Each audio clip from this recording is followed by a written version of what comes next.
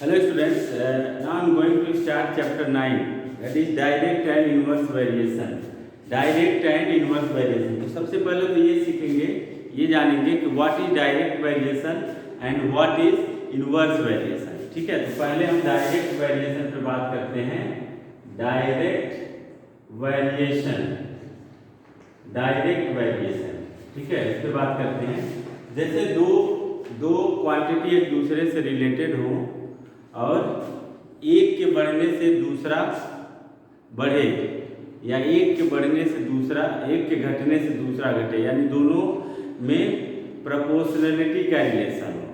ठीक है, प्रोपोर्शनलिटी का रिलेशन हो. जैसे आप नंबर ऑफ पेन्स खरीदने जा रहे हैं, जैसे आपने एक पेन खरीदा 10 रुपये का.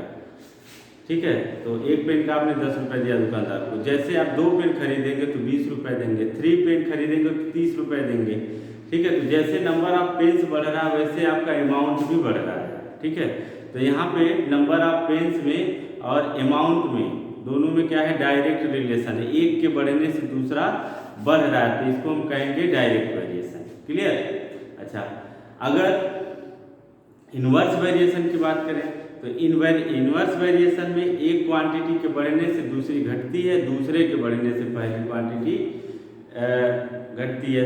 एक बढ़ेगा दूसरा घटेगा, या एक घटेगा दूसरा बढ़ेगा. इन दोनों में रेसिप्रोकल रिलेशन होता है. तो चलिए क्वेश्चन सॉल्व करते हैं और क्वेश्चन के बेसिस पे हम वही बात करेंगे कि यहाँ डायरेक्ट वेरिएशन है या इनवर्स वेरिएशन है. ठीक है, तो let's start with exercise 9.1.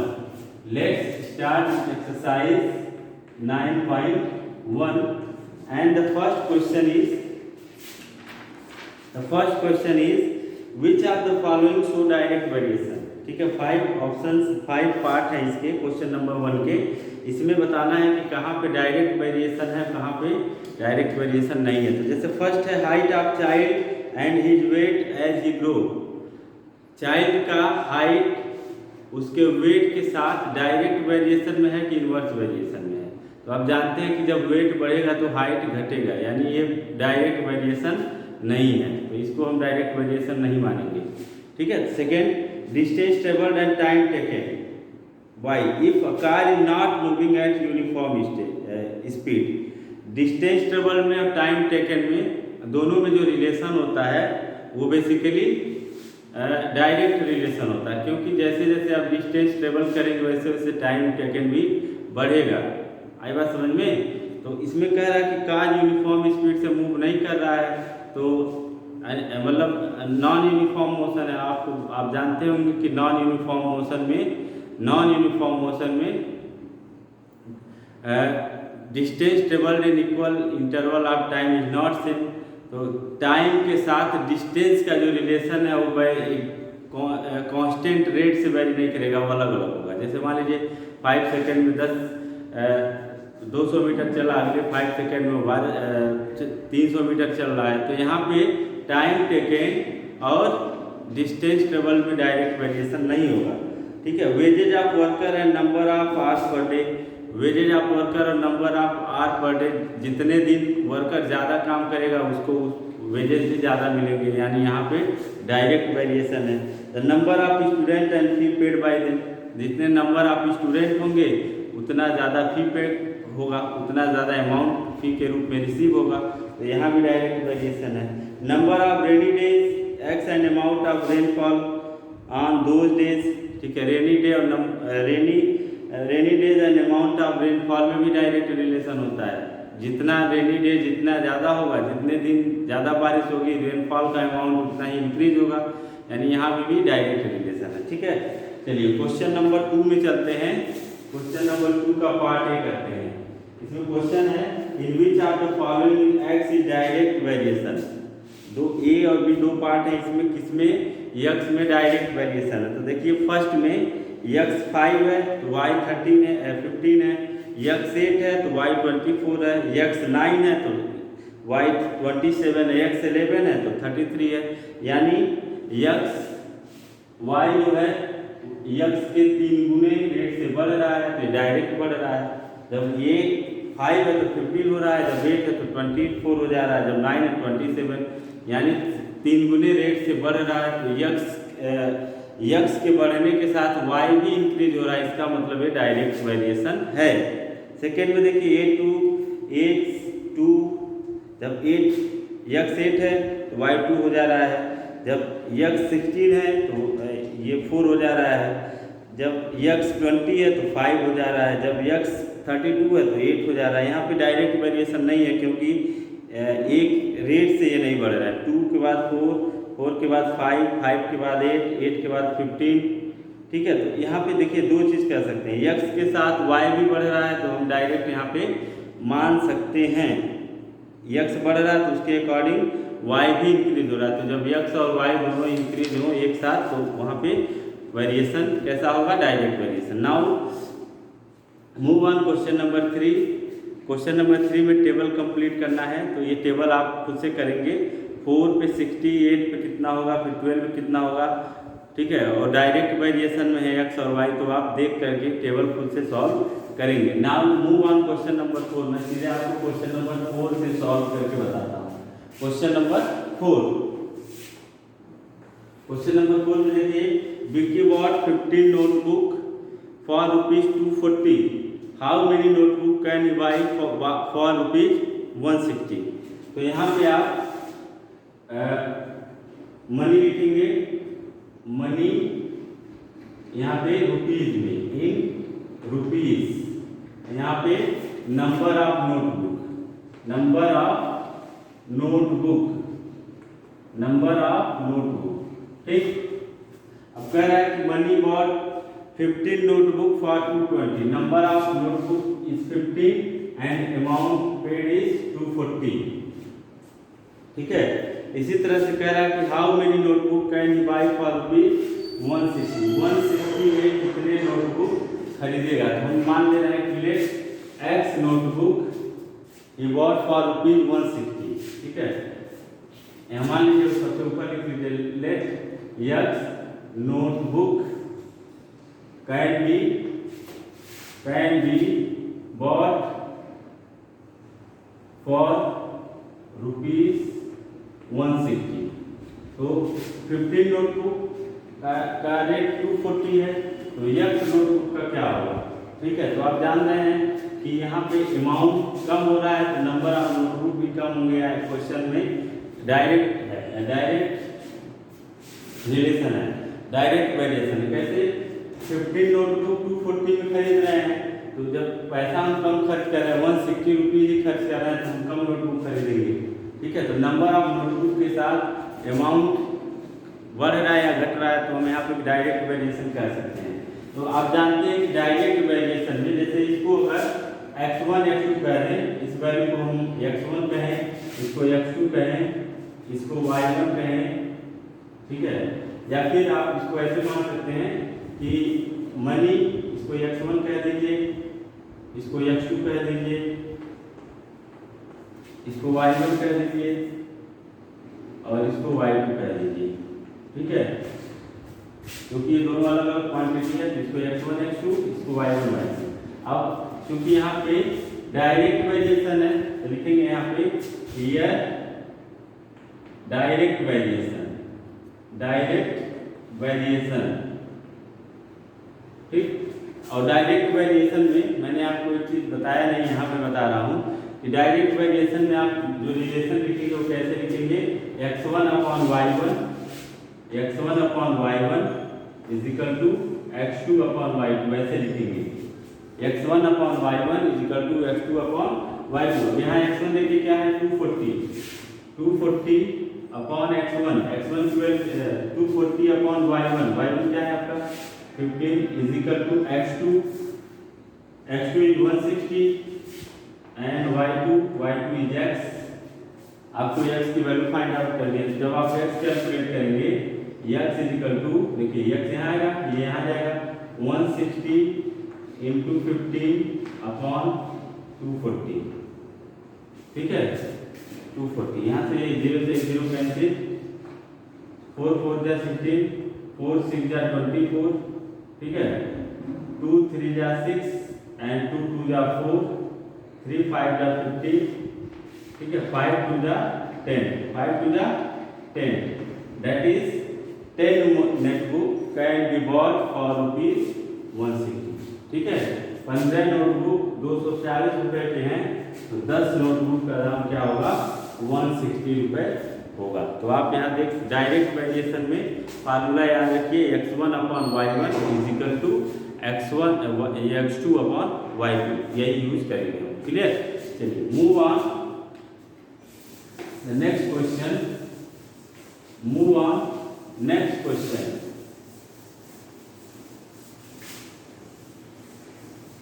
Question number 5 करते हैं।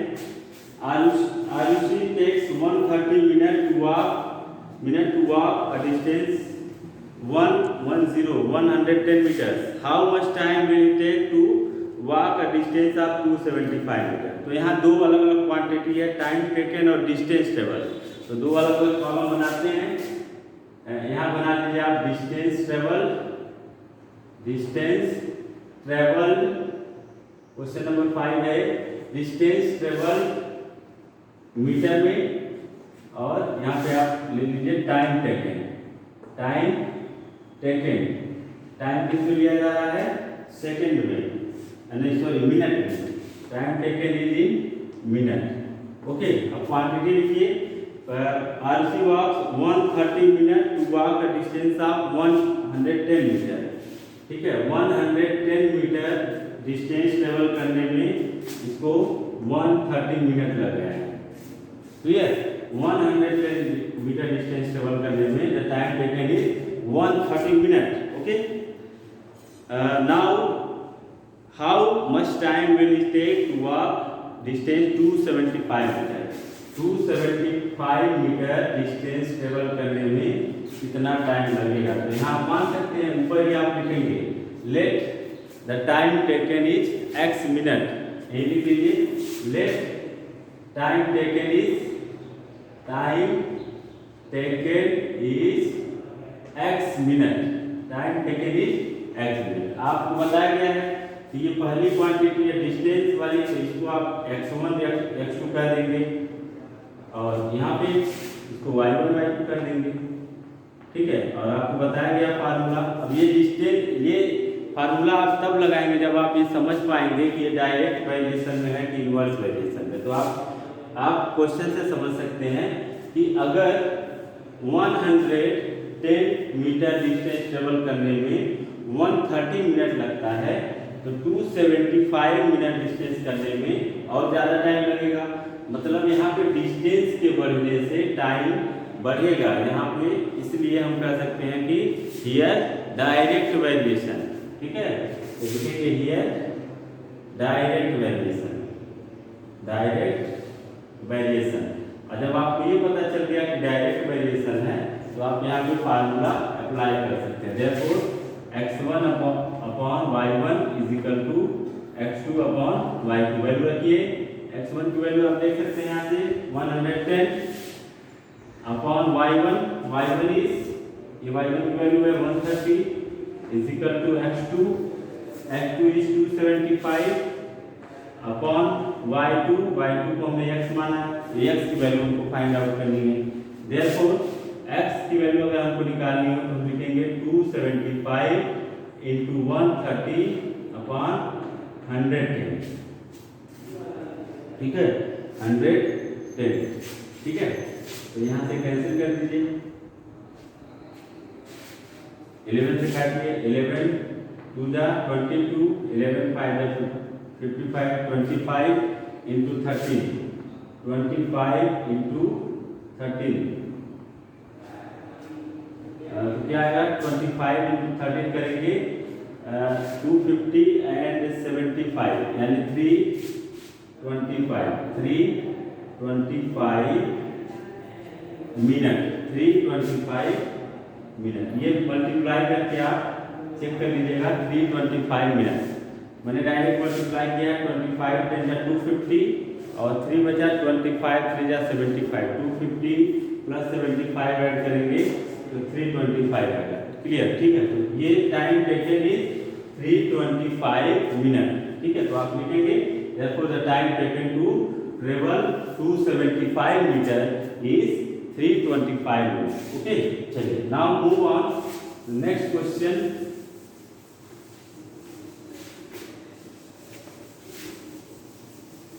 Now move on next question and question इसमें हम करते हैं question number 8, question number 8 and your question is if 5 men or 8 women earn rupees 625 per day, how much would 8 men and 12 women can earn per day? तो ये बहुत easy है, ये आप खुद से कर सकते हैं, इसको बताने की ज़रूरत नहीं है। मैं आपको क्वेश्चन नंबर 9 बताता हूँ सीधे आज। क्वेश्चन नंबर 9, 8 तक आप खुद से करेंगे, ठीक है। क्वेश्चन नंबर 9 देखिए, a worker is paid 240 rupees for 5 days, ठीक है। तो यहाँ पे वेजेस रुपीज में है, वेजेस रुपीज में, और नंबर ऑफ डेज, ठीक है। तो कह रहा है कि a worker is paid 240 for 5 days, 5 days के लिए कितना इसको मिल रहा है, 240 रुपीज वेजेस, ठीक है। उसको पारिश्रमिक या जो काम कर रहा है उसके लिए, उसके बदले जो पैसा मिल रहा है 5 डेज का, that is 240 rupees, okay. If his total income is 1008 यानी 1008 रुपए, for how many days did he work, ठीक है। कुल टोटल रुपीज अगर उसको 1008 रुपए मिले तो वो कितने नंबर ऑफ डेज काम करेगा, तो इसको हम मान लेते हैं let number of days is, let number of days is x, number of days is x. तो यहाँ पे आप देख सकते हैं 5 डेज का अगर 240 मिल रहा है तो 1008 रुपए कमाने में उसको और ज़्यादा दिन काम करना पड़ेगा, इसलिए हम कह सकते हैं कि the relation is in direct variation. तो यहाँ लिखेंगे यहाँ पे here direct variation, here direct variation. और आप जानते हैं डायरेक्ट वेरिएशन के केस में इसको अगर x1 कहें, x2, y1, y2, ठीक है। x1, y1, x2, y2 आप अपने आप से कह सकते हैं, मान सकते हैं, ठीक है। तो यहाँ पे डायरेक्ट वेरिएशन में आप जानते हैं x1 upon y1 is equal to x2 upon y2। Value put up करिए, x1 is 240, y1 is 5, x2 is 1008 and y2 is x. You have to find out the value of x as x is equal to 1008 into 5 upon 240, ठीक है। 1008 into 5 upon 240, यहाँ से काटिए, 5 4 जा 20, 5 8 जा 40, 48 आ गया, ठीक है। 4 से काटते हैं इसको, 4 2 जा 8, 4 5 जा 20, 4 2 जा 8, ठीक है। ये हो जाएगा 12, इसको 12 से काटते हैं, 12 2 जा 24, 12 1 जा 12, यानी x इज इक्वल टू 21 क्या है, 21 किसमें है, नंबर ऑफ डेज में है, तो 21 डेज, ठीक है। योर आंसर इज 21 डेज, यानी उसको 1008 रुपए कमाने के लिए 21 डेज वर्क करना पड़ेगा, ओके। चलिए एक क्वेश्चन मैं आपको करके बताता हूँ, question number 12।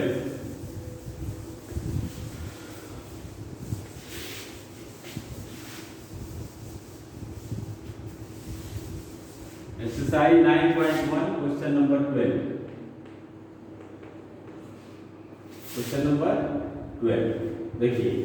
The question is in 20 days the earth picks up 1.8 into 10 to the power 8 kg of dust from atmosphere.